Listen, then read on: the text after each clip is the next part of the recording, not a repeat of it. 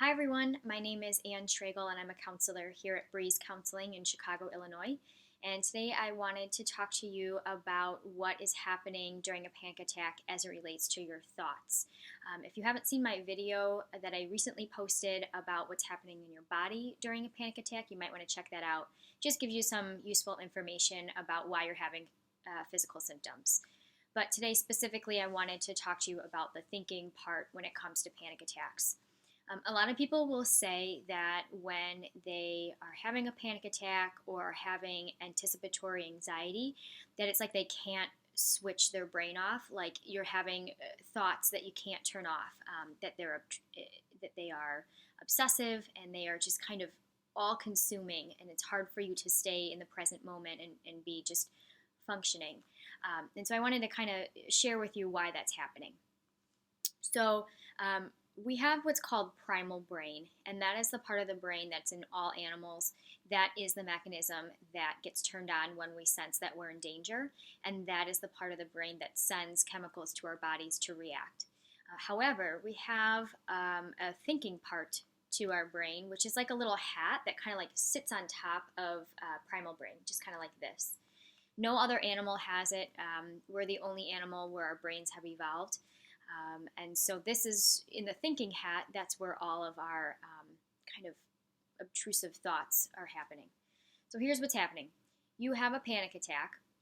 In your cognitive brain, it is like your file system, okay? So when you're having a panic attack, it's going to pull out a file, a brand new one. It's going to label that file with the event that's happening. And in that file, it's going to store all of your thoughts, all of your feelings, the memories, all of the chemicals got sent and to what parts of your body, and then how your body reacted. It's also going to store your behaviors as well.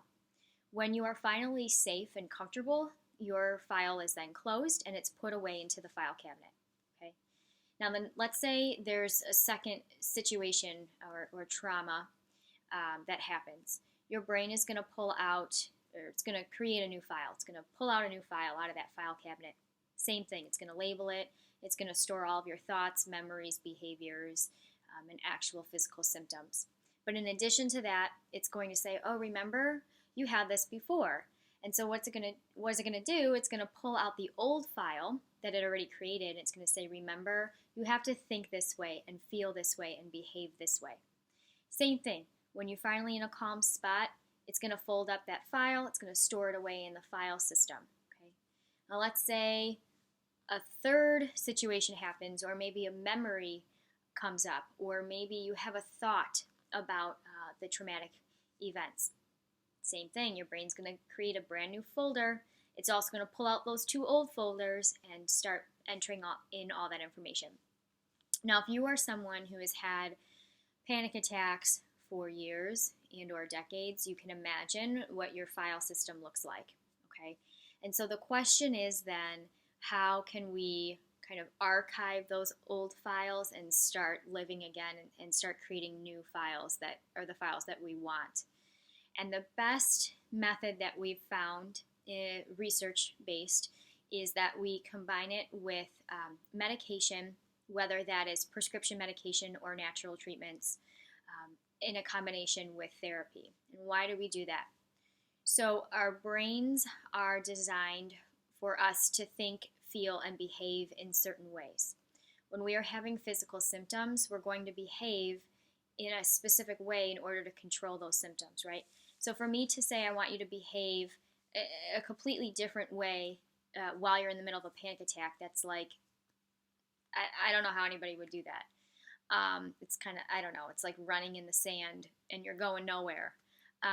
So what we want to do is we want to first eliminate your symptoms, and we use that through medication and natural treatments.